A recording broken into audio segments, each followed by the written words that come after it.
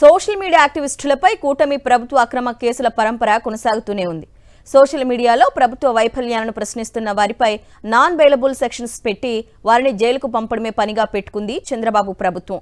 అందులో భాగంగా చిలకలూరుపేటకు చెందిన social media activist Dodda Rakesh గాంధీపై పోలీసులు హత్యాయత్నం కేసు నమోదు చేశారు. గుంటూరులో ఉంటున్న రాకేష్ గాంధీని అరెస్టు చేసి చిలకలూరుపేట పోలీస్ స్టేషన్కు తరలించారు. అక్కడి నుంచి చిలకలూరుపేట కోర్టులో రాకేష్ గాంధీని హాజరుపరిచారు పోలీసులు. అనంతరం కోర్టు రాకేష్కు 14 రోజుల పాటు రిమాండ్ విధించింది. ఈ సమాచారం తెలుసుకున్న మాజీ మంత్రి విడుదల రజని హుటాహుటిన చిలకలూరిపేట కోర్టు వద్దకు వచ్చి యాక్టివిస్ట్ రాకేష్ గాంధీని పరామర్శించారు. వైఎస్ఆర్సీపీ అండగా ఉంటుందని భరోసా కల్పించారు.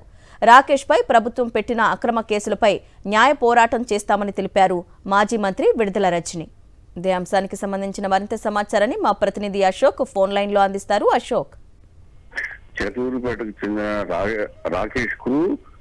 రాకేష్ సోషల్ మీడియాలో యాక్టివ్ గా ఉంటున్నాడు. దీంతో పోలీసులు అతన్ని మొన్న సాయంత్రం అరెస్ట్ చేశారు. అయితే సోషల్ మీడియాలో కేసులు పెడుతుంటే 41 నోటీస్ ఇచ్చేస్తున్నారు కనుక ఈసారి పూర్తిగా ట్రెండ్ మార్చారు పోలీసులు. అతని పైన ఒక పాత హత్యాయత్నం కేసులు నమోదు చేశారు. హత్యాయత్నం కేసు నమోదు చేసి సోషల్ మీడియాలో అనేక కేసులు ఉన్నాయి ఇతని పైన.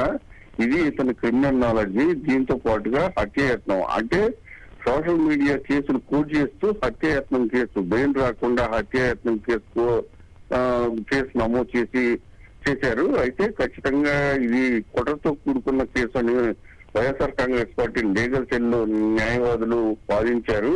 దీనికి సంబంధించి అప్పుడు ఆ స్పాట్ లో ఏదైతే పోలీసులు ఆరోపిస్తున్నారో ఆ స్పాట్ లో రాకేష్ లేడు, కావాలని సోషల్ మీడియాలో యాక్టివ్ గా ఉండటం వల్లే అతని పైన కేసులు నమోదు చేస్తున్నారంటూ వాదనలు వినిపించారు. అది ట్రైన్ లో వస్తుంది కాబట్టి ఇక్కడ మాత్రం ఏం చేయలేమంటూ జడ్జి న్యాయమూర్తి చెప్పడంతో అతనికి 14 రోజులు రిమాండ్ విధించారు. అయితే ఈ సమాచారాన్ని తెలుసుకున్న విడుదల రజని హుటాహుటిన న్యాయస్థానం దగ్గరికి వచ్చారు. పూర్తిగా రాకేష్ కు అండగా ఉంటుంది, పార్టీ రాకేష్ కుటుంబానికి అండగా ఉంటుంది, అధైర్యపడవద్దు.